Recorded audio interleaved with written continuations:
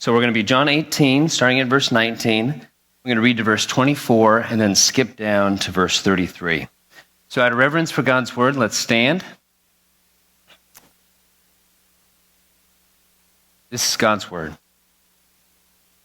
The high priest then questioned Jesus about his disciples and his teaching. Jesus answered him, I have spoken openly to the world. I have always taught in synagogues and in the temple, where all Jews come together. I have said nothing in secret. Why do you ask me? Ask those who have heard me what I said to them. They know what I said. When he had said these things, one of the officers standing by struck Jesus with his hand, saying, Is that how you answer the high priest? Jesus answered him, If what I said is wrong, bear witness about the wrong. But if what I said is right, why do you strike me? Annas then sent him bound to Caiaphas, the high priest. Down to verse 33. So Pilate entered his headquarters again and called Jesus and said to him, Are you not the king of the Jews? Jesus answered, Do you say this of your own accord, or did others say it to you about me? Pilate answered, Am I a Jew? Your own nation and the chief priests have delivered you over to me. What have you done? Jesus answered, My kingdom is not of this world. If my kingdom were of this world, my servants would have been fighting, that I might not be delivered over to the Jews, but my kingdom is not from the world. Then Pilate said to him, So you are a king? Jesus answered, You say that I am a king. For this purpose I was born, and for this purpose I have come into the world, to bear witness to the truth. Everyone who is of the truth listens to my voice. Pilate said to him, What is truth? After he had said this, he went back outside to the Jews and told them, I find no guilt in him. Let's pray. Father, we ask that you would open up your word to us. We ask that you would teach us. We need your spirit for this. We need your truth for this. We come to you in desperate need. Speak to us now. Amen. You may be seated. As I mentioned before, over the next few weeks, we're going to be going through this new series, and I want to spend a little bit of time laying the foundation for the next few weeks. Like, what are we really going to be wrestling over in this End of Atheism series? And I'm going to give a little bit of a play-by-play of what has happened over the last 20 or so years when it comes to the way people think.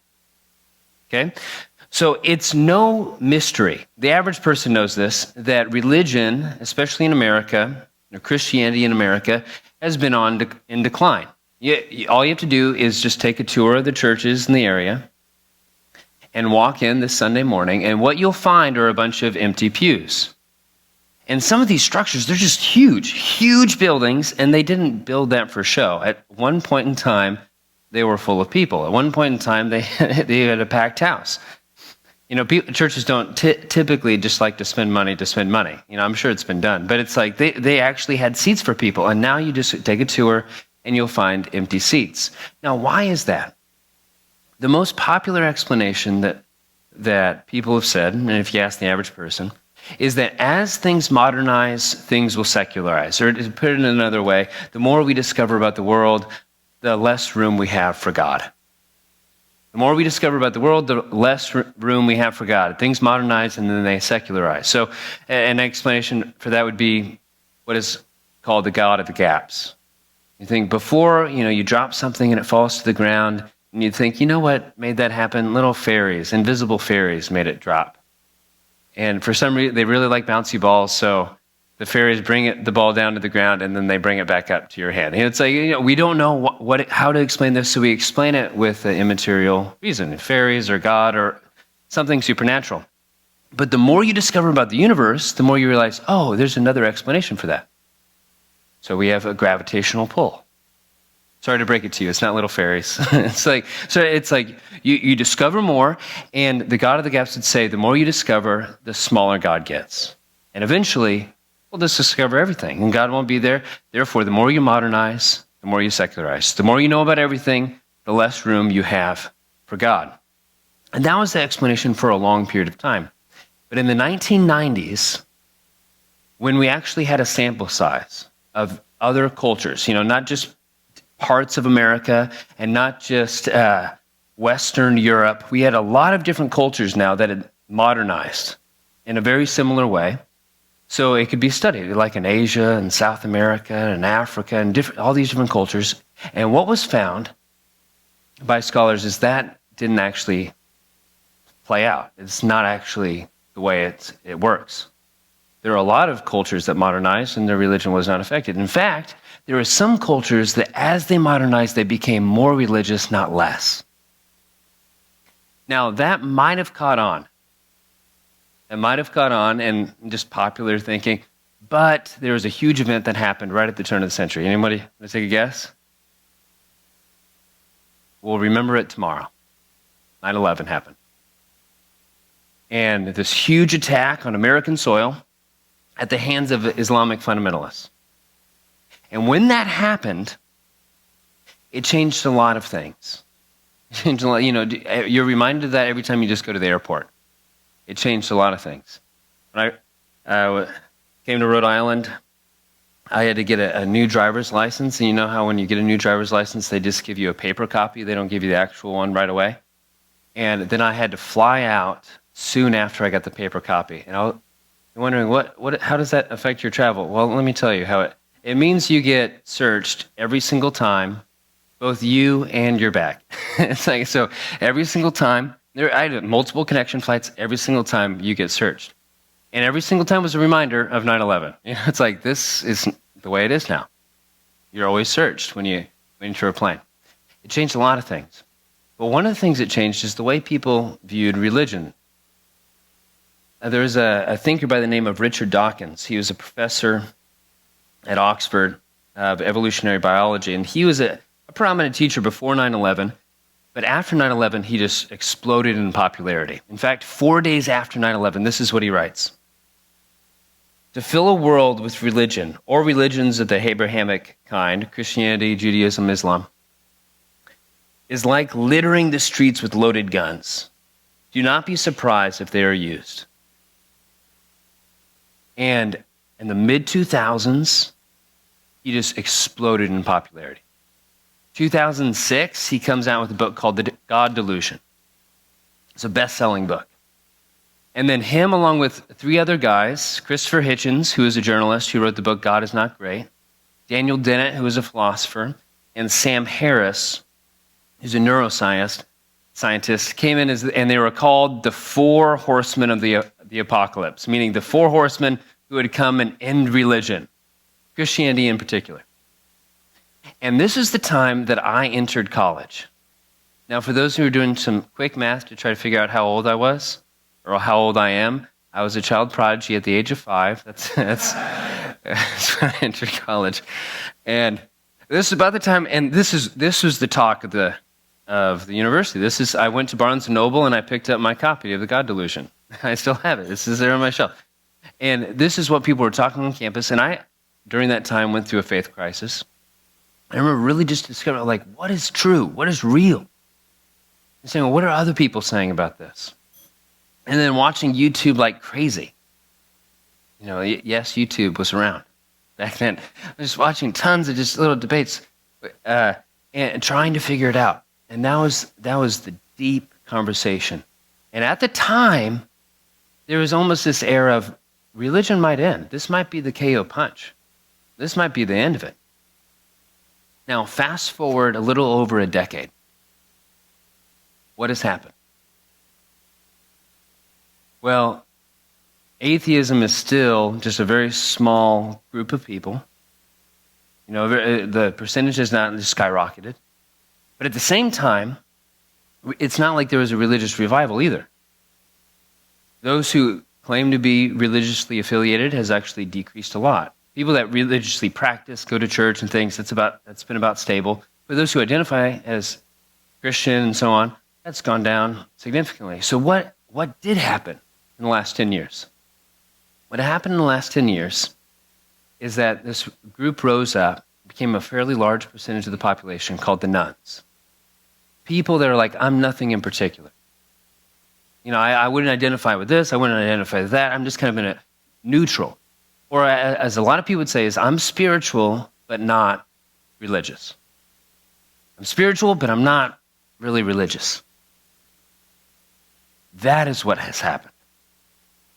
Now, for those that have fallen asleep, let me wake you up just for a second to give the main point. Some of you are like, this is so fascinating. Other people are like, okay, come on, man. What's the point?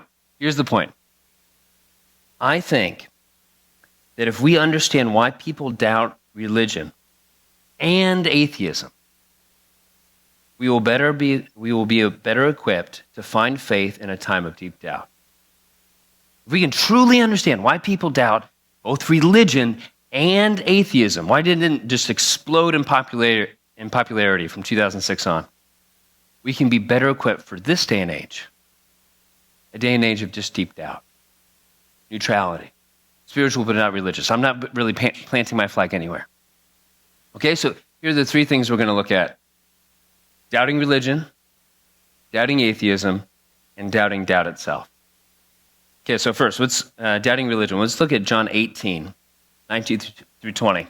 This is what it says. The high priest then questioned Jesus about his disciples and his teaching. Jesus answered him, I have spoken openly to the world, and I have always taught in synagogues and in the temple where all the Jews come together. I have said nothing in secret. Why do you ask me? Ask those who have heard me what I said to them. They know what I said. So what is going on here is Jesus is arrested in the middle of the night.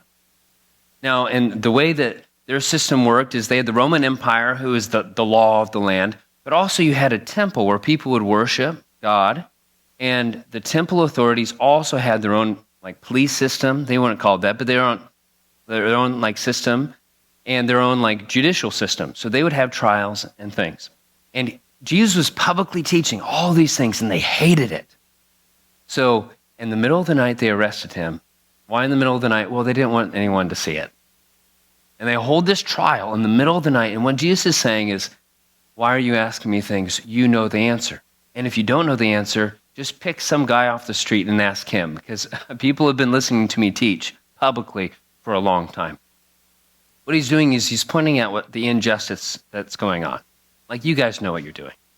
This kangaroo court in the middle of the night, you know what you're doing. And then in verse 22, it continues. When he said these things, one of the officers standing by struck Jesus. So he just hits him. And he basically says, why do you talk that way to the high priest? You should show respect to the high priest. In verse 23, Jesus answered him, if what I said is wrong, bear witness about the wrong. But if what I said is right, why do you strike me? Jesus just looks at him, doesn't retaliate, but in strength just says, okay, am I wrong? Did I say something wrong? Or what I said, was it true? You analyze for yourself. He looks at the whole crowd. You analyze for yourself. Is it true or was it wrong? He brings it before the court. Anyone know? Excuse me. What is going on here is that this court, this group of people, they don't actually want to know what is true. They don't actually want to know what is true. They hate him because he's messing up what they're establishing. He's messing up the whole gig that they're running. And get this, these people that hate Jesus right now in this time, in this story, they're the ones that if they were out in public and someone asked, hey, who's the closest to God? Who represents God? Who are the people that are most godly? All fingers would just go right to them. They're those people. The people that would represent God to the world, to those in Jerusalem, to all the people that would make the pilgrimage to Jerusalem. They're the ones who are who's closest to God? They are. And God shows up, and they hate him. God shows up, and they hate him. They don't like him because at the whole time they weren't worshiping God, they were worshiping themselves. The whole thing wasn't built for God, the whole thing for them was built for them. It all just revolved around them. Here's a silly analogy, but does anyone know those people that really like music? They're really into kind of the music, but as soon as a band gets too popular, they just drop them like a bad habit. Has anybody met those types of people? They're the types of people that if they're at a concert They're in the front row and they turn around. There's more than 200 people there. They just yell sellouts and leave. it's like, and the reason why people do that is it's less about the music and it's more about their persona of I'm the one who likes the music that has not been discovered yet. There's a funny late night interview they did at Coachella, and they went around asking people about new hot bands, and then they made up bands. Okay?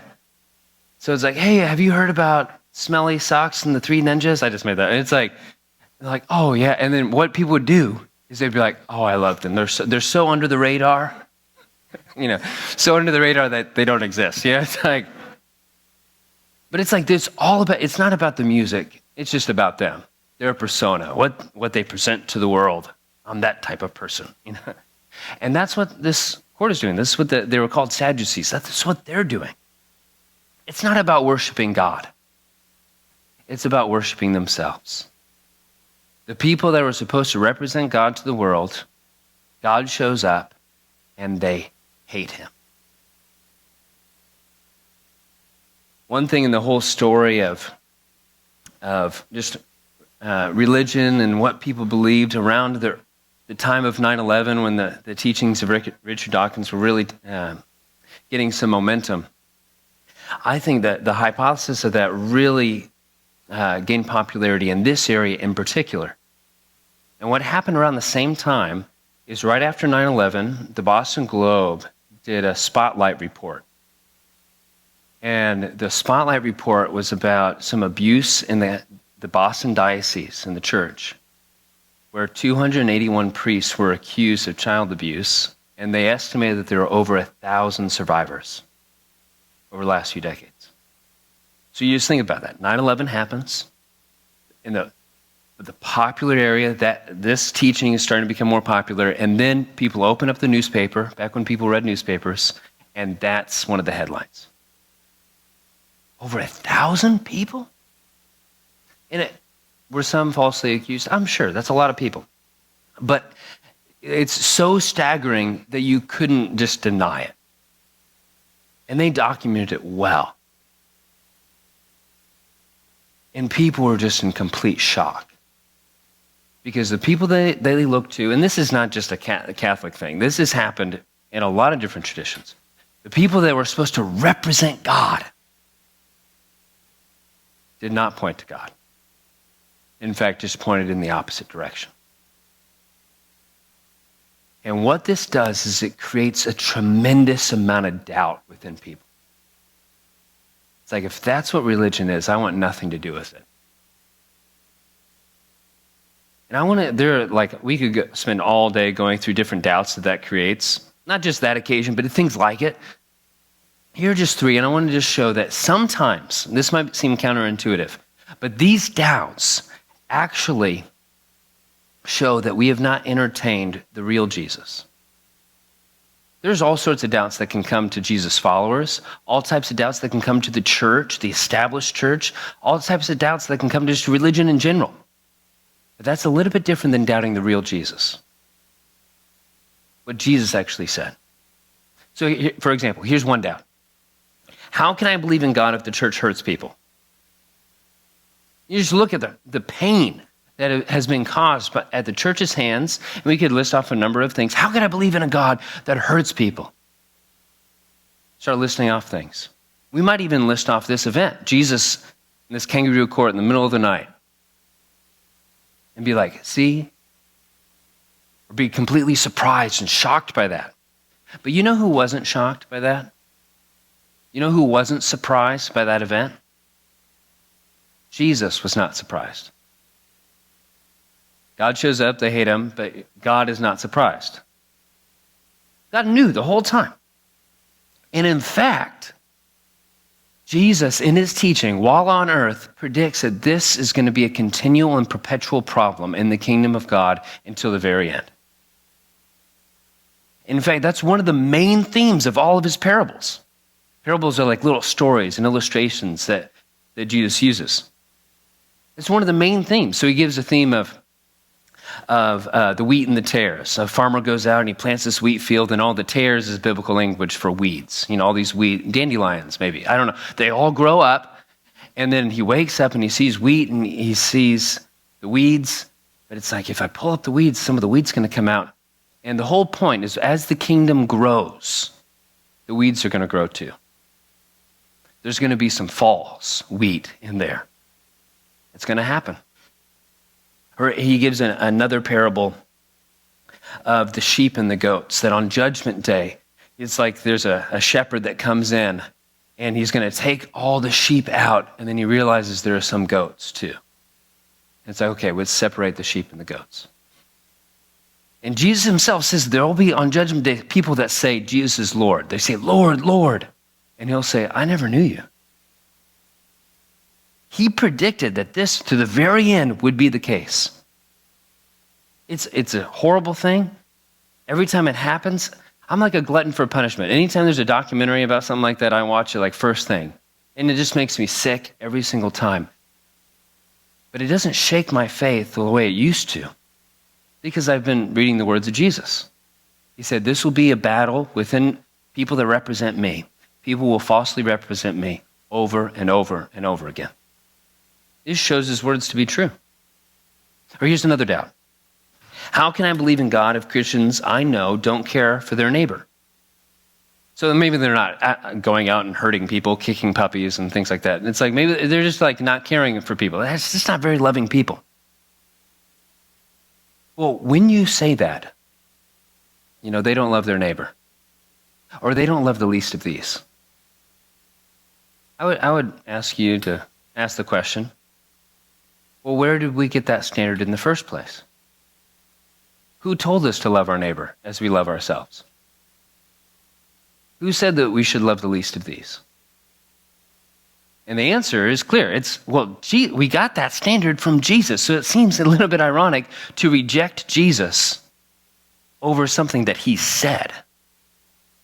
We've gone over this before, but there are guys by the name of Tom Holland, who's an ancient scholar, and Charles Murray, who's a public intellectual. They said that we're Christian atheists. And what they mean by that is we don't believe there's a God, but we know that everything we believe about right and wrong, we know it came from Jesus. So we're just going to admit it. It's like, well, that's okay. Where did those standards come from? When we have doubts, it's like, well, Christians don't love their neighbor. It's like, well, that doesn't mean Jesus isn't real. It just means that some people say they're following Jesus and they're not living up to what Jesus said. That's a different problem. It's a problem, trust me. As a pastor, it's a huge problem, but it's not the problem sometimes people think it is. It actually points to the teachings of Jesus. Or here's a third one, just for fun. Here's a third one. How can I believe in God when I have seen people with deep faith suffer horribly? I was sitting at Seven Stars Bakery. If you're new, let's say you're new to the city, you're a student, and you haven't been to Seven Stars Bakery, get a baked good. It will change your life. Okay, there he goes. Jacob's raising up Seven Stars right now. There it is. I was sitting at Seven Stars Bakery on Broadway, and there's a guy we connected with. He was an atheist. He said, I don't believe in God anymore. And we started to talk about why. Now, there was a long conversation. There were a lot of different reasons, but one of the things you could just tell was at the heart of it is that his mom was very religious, and he had watched his mom suffer in horrific ways. His dad died. He had a brother with a disability. His mom had gone through health issues.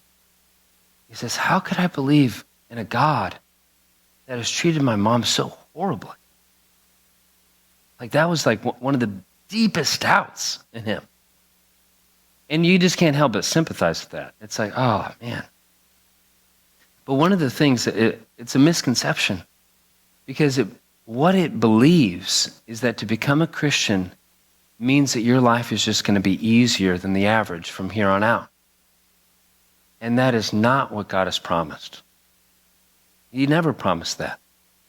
It's not like you go and you check in on the Christian businesses and they're always making money, and you check on the non-Christian businesses and they're always losing money. That's just not how it goes. You follow the Christian into a casino and it's going to go well. Like, that's not how life works. Sometimes it goes well for people. Sometimes it doesn't. God doesn't promise you accept me, everything's going to be great. That's not what he promises, but he does promise a hope that when you do go through suffering, you'll have it no matter what. I'll be with you no matter what. That doubt actually points to the promises of God. It doesn't take away the pain of suffering, but it points to the hope in the suffering. Doubting religion, if you're here and you're a Christian, you should really sympathize with people that are really wrestling through that. There should be a heart of sympathy of like, okay, I understand that. But it's not the KO punch that people think it is. In reality, I think often it just points to the reality of the real Jesus. Not the fake Jesus, not the artificial following of him, but the real one. So that's doubting religion. Next, doubting atheism. John 18, verse 33 and 34 says this. So Pilate entered his headquarters again and called Jesus and said to him, "Are you the king of the Jews?" Jesus answered, "Do you say this of your own accord, or did others say it to you about me?" So this is another trial. So they had the religious trial, those who ruled over the temple, and then they went to the Roman governor at the time, Pontius Pilate. The big dog. He's the one that overrules, and he has a hard job because in this area, in Jerusalem, it was one of the worst areas for the Romans. The Jewish people believed that there was a Messiah coming, someone who would come and save everything. So perennially, that's a hard word to say, I'm not even going to attempt it again, over and over again, people would come in and they'd say, "I'm the Messiah." And then they would rally an army and attack the Romans. And then the Romans would crush them. That's basically how it would happen over and over and over again. So he had a hard job. He wanted to make sure that nothing like that happened. That's his main concern. So when they come to him, basically the religious leaders say, "This guy's claiming to be the Messiah. He's claiming to be a king. We know what happens when people do that." And Pontius Pilate walks into the room and says, "Okay, are you a king?" And Jesus, I love how he's always just turning the tables on people's questions. He's like, "Okay, did you ask me this? Is this from you or is it from somebody else?" Because he knows he's just regurgitating what he's heard. You've seen no evidence of this. You're just regurgitating what somebody else has said. This is an aside, but this happens all the time, not just here in this scene. Sometimes doubts that people have or questions that people have are not generally from them. It's just what other people have been speaking into their ear. And oftentimes they're good questions. They're just not the questions that they have. So answering them doesn't really help. And Pontius Pilate is in this place. He's like, regurgitating, are you what they're saying? You are. And then it continues. Verse 35, Pilate answered, "Am I a Jew? Your own nation and the chief priests have delivered you over to me. What have you done?" He's saying, at the end of the day, I don't really care. It's like, I'm not looking for a Messiah. So let's just get down to brass tacks. What have you done? Jesus responds, verse 36, Jesus answered, "My kingdom is not of this world. If my kingdom were of this world, my servants would have been fighting that I might not be delivered over to the Jews. But my kingdom is not from the world." What he's saying is, I am a king. He just comes out and says it. "Okay, Pontius, I am a king, but I'm not competing against your kingdom. My kingdom is not of this world. And if it was, my followers would be fighting right now. They're not, because they know my kingdom is not of this world." I was trying to think of how to explain this, and the most Rhode Island analogy came to mind. Okay, so who knows Dell's Lemonade? Dell's Lemonade. If you're new to the area, you have to go to Dell's. You're not officially a Rhode Islander until you do. Okay, so let's imagine there's a kid with a lemonade stand, and the CEO or the owner of Dell's Lemonade, I don't even know who that person is, but let's say they're walking by and they see the lemonade stand, and they're like, "Oh, I'm going to go and I'm going to buy a lemonade." And as they start to pay for the lemonade, the kid, 8-year-old kid, sees on their polo that Dell's Lemon logo. And he slowly brings the lemonade back. He's like, "Are you here to compete with my business? Are you here to run me out of town?" The kid starts to interrogate the CEO. And what would the CEO do? He'd be like, here, what? I'll give you $10 for lemonade. It's like, and he'd walk away chuckling as if the lemonade stand was actual competition. You know, the kid was like, here he is, the competition. Are you going to be competing against my lemonade stand? And the CEO's like, that's just laughable. That's just funny. Here, give me the lemonade, kid. And Jesus' interaction with Pontius Pilate is very similar. He's like, I'm a king. My kingdom is not of this world, or I'd be fighting for it. It's like the CEO of Dell's Lemonade and saying, I'm not worried about your lemonade stand. The Roman Empire. It's like, what a lemonade stand. I created Jupiter. It's like, that's where he's at. And he didn't communicate the Jupiter thing, but it's like that's the kind of posture he's saying. It's like, I'm not competing with you, Pontius. And then this is what Pontius Pilate says. So you are a king. Jesus answered, I say that I am a king. For this purpose I was born, and for this purpose I have come into the world, to bear witness to the truth. Everyone who is of the truth listens to my voice. So what he says is, I am a king, and I came for this purpose. I was born for this purpose. This is why I'm here, to bear witness to what is true. I came to deliver truth to people. Now, if you're just reading it, it seems like a random thing to say. How does that connect to him saying he's a king? Well, it connects because he's demonstrating how his kingdom grows. He says, Pontius, I know you're worried about there being a rebellion. You need to stamp out a rebellion. I know that you're in the Roman Empire business. That's how you grow. You go in, you wipe everybody out, you put in a new government. That's your MO. That's like what you do. I'm a greater king, and my kingdom is not going to grow that way. My kingdom is going to grow with truth. I came to bear witness to what is true. And that's stronger than weapons. And it's going to spread like wildfire. It's going to spread. And that's what happened. That is what happened.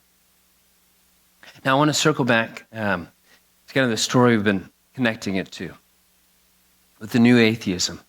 One of the things that I really appreciated at the time and still do when it came to the whole movement was that there was a concern for truth. There was a concern. I think I'm sure there were some insincere desires for truth, but generally speaking, I think there was a real, this is true. In fact, one of the reasons why they grew out of popularity is they were the types of guys to be like, your feelings don't matter, it's true. It's like and a lot of people didn't like that. So that's one of the reasons they fell from popularity. But they really did desire truth. And they attracted a lot of people that just wanted to find something to stand on. They just wanted something that was no smoke and mirrors, just truth. And in fact, they attracted a lot of people that grew up in the church, and they were the types of people that would raise their hands and ask questions. And the response in their churches were like, we don't ask questions here. Just believe. So then these people came up and they're like actually giving answers to these hard questions. They're actually answering things. And it attracted people that wanted truth. But in that, what happened for a lot of those people is that they came for truth. They initially thought they found it, but as they continued to dive deeper and deeper, they were left wanting. This book just came out 2 weeks ago. 2 weeks ago, called Coming to Faith Through Dawkins, 12 essays on the pathway from new atheism to Christianity.